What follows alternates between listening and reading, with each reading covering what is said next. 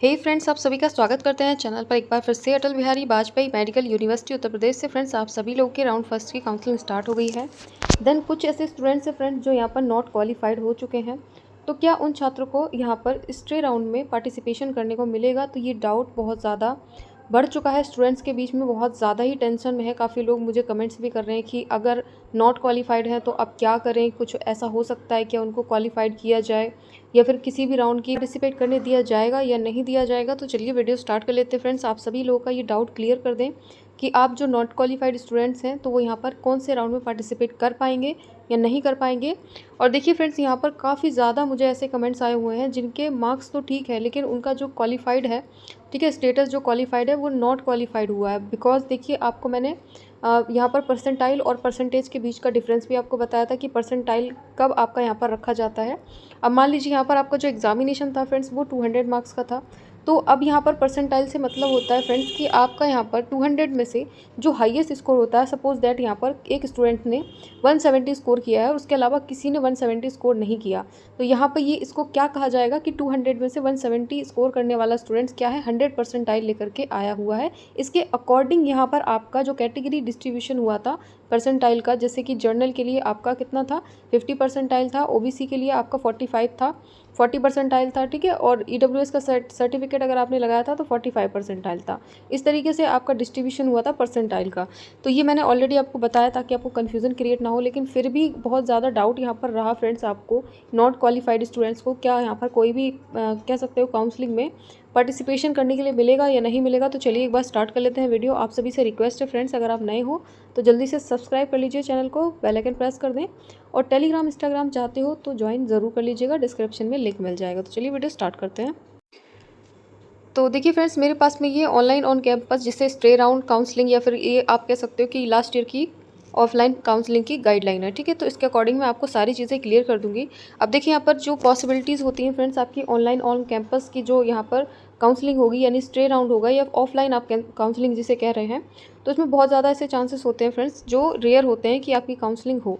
तो इसमें क्या किया जाता है, आपको एक पर्टिकुलर जगह बता दी जाती है और इतने से इतने रैंक के जो स्टूडेंट्स हैं यहाँ पर पार्टिसिपेट कर पाएंगे। जैसे कि आप देख पा रहे होंगे तो कैंडिडेट रैंक यहाँ पर 1 से लेकर के 8000 तक के जो बच्चे रैंक होगी यहाँ पर वो पार्टिसिपेट करेंगे। उनको एक पर्टिकुलर टाइम दिया जाएगा, ठीक है, और 8000 ओपन रैंक से लेकर के अपने 17000 तक के जो स्टूडेंट्स होंगे वो इस डेट को पार्टिसिपेट करेंगे। तो देखिए यहाँ पर बहुत से ऐसे स्टूडेंट्स होते हैं जिनकी रैंक बहुत अच्छी होती है, बहुत अच्छे कॉलेज भी उनको अलॉट हो जाते हैं।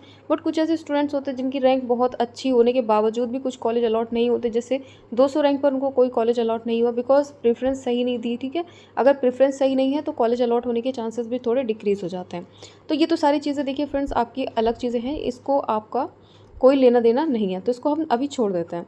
तो ये रैंक के अकॉर्डिंग आपको बुलाया जाता है आपके ऑनलाइन कैंपस में, तो यहाँ पर आपकी काउंसलिंग को स्टार्ट किया जाएगा। देखिए यहाँ पर जो काउंसलिंग स्टार्ट की गई थी तो जितनी भी यहाँ पर सीटें बची गई थी उसके अकॉर्डिंग ही यहाँ पर की गई थी। अब देखिए डाउट यहाँ पर आपका क्या है कि आपको यहाँ पर काउंसलिंग में पार्टिसिपेशन करने को मिलेगा या नहीं मिलेगा। तो देखिए अभी जो राउंड चल रहे हैं, राउंड फर्स्ट चल रहा है, राउंड सेकेंड चलेगा, ठीक है, उसके बाद मॉपअप चलेगा। तो आप सभी ने देखा होगा इन्फॉर्मेशन गाइडलाइन में, आप सभी ने अच्छी तरीके से देखा होगा कि उसमें सिर्फ और सिर्फ आपको बताया गया है कि जो स्टूडेंट्स क्वालिफाइड हुए हैं, ठीक है, जो क्वालिफाइड फॉर काउंसलिंग हुए हैं, ओनली वही यहाँ पर पार्टिसिपेट करेंगे। और इसी तरीके से देखिए फ्रेंड्स यहाँ पर भी है, ठीक है। स्टे राउंड अगर चलाया गया मान लीजिए तो यहाँ पर साफ साफ आपको बता दिया गया है सिर्फ और सिर्फ ऑल क्वालिफाइड कैंडिडेट, ठीक है, सिर्फ और सिर्फ ऑल क्वालिफाइड कैंडिडेट ही पार्टिसिपेट कर पाएंगे और जो नॉट क्वालिफाइड हैं उनको कोई भी चांस फ्रेंड्स नहीं मिलने वाला है। तो आपको यहाँ पर ज़्यादा दुखी नहीं होना है, अगली बार अपना बेस्ट दीजिए। कम से कम आपको क्वालिफाइड तो होना ही है। अगर प्राइवेट कॉलेज भी चाहिए है तो क्वालिफाइड हो जाएं, प्राइवेट कॉलेज आपको इजीली अवेलेबल हो जाते हैं। अगर आपको ज़्यादा आप मार्क्स नहीं लेकर के आ रहे, कम से कम आप यहाँ पर 70, ठीक है, अकॉर्डिंग टू परसेंटाइल, और यहाँ पर परसेंटाइल का भी होता है फ्रेंड्स, ठीक है। ऐसा हुआ जैसे मैंने भी आपको बताया 200 में से आपके कितने 170 आया, ठीक है, तो ये हाईएस्ट स्कोर हुआ, तो ये आपका कितना 100 परसेंटाइल हो गया। और नेक्स्ट अगर जा करके 180, ठीक है, स्कोर किया गया तो ये आपका 100 परसेंटाइल होगा। तो इसमें जो डिक्रीजमेंट आता है, ठीक है, मान लीजिए अब इसमें जो स्टूडेंट था वो 60 पर क्या था, क्वालिफाइड हो रहा था, बट इसमें अब क्या होगा, वो 60 पर क्वालिफाइड नहीं होगा, उसको 70 या फिर 80 मार्क्स चाहिए होंगे क्वालिफाइड करने के लिए। इस तरीके से आपकी क्वालिफिकेशन दी जाती है, ठीक है। तो ये आपको समझना होता है, तो अच्छी मेहनत कीजिए क्योंकि बहुत अच्छे अच्छे ऐसे स्टूडेंट्स हैं बहुत अच्छा स्कोर कर जाते हैं। इसीलिए कुछ जो बच्चे थोड़े से वीक होते हैं पढ़ने में तो वो पीछे रह जाते हैं। तो आपको पीछे नहीं रहना है, सबके साथ में चलना है। अगर आप आगे नहीं चल पा रहे तो साथ में चलें तो ज़्यादा बेटर रहेगा। तो आपको कम से कम काउंसलिंग में तो यहाँ पर बैठने दिया जाए, काउंसलिंग तो आप कम से कम करा पाएँ। तो ये चीज़ आपको क्लियर कर लेनी है फ्रेंड्स, ठीक है। उसके बाद देखिए यहाँ पर कोई ऐसा इन्फॉर्मेशन आपको नहीं दिया गया है कि आप यहाँ पर नॉट क्वालिफाइड हैं तो आप यहाँ पर मॉप अप में या फिर स्टे राउंड में आप यहाँ पर काउंसलिंग करवा सकते हैं। तो स्टे राउंड तो बहुत ही रेयर केस होता है फ्रेंड्स, यहाँ पर चलता है। तो यहाँ ओनली मॉप अप चलेगा, ठीक है। और अगर सीटें बच जाती हैं तो स्टे राउंड भी चल जाता है, उसमें भी कोई दिक्कत नहीं है, बट बुलाया आपको रैंक वाइज ही जाएगा, ठीक है।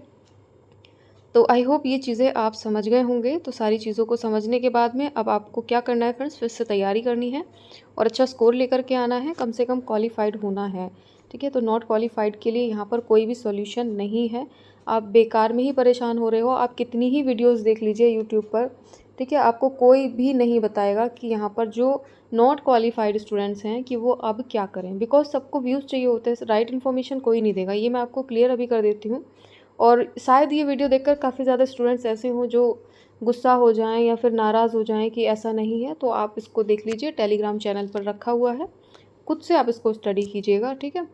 तो आपको ना गुस्सा करना है और ना ही परेशान होना है और ना ही आपको टेंशन लेनी है, ठीक है। तो आप रिलैक्स रहें, अगली बार एग्ज़ाम दें और अच्छे से एग्ज़ाम दीजिएगा अपना।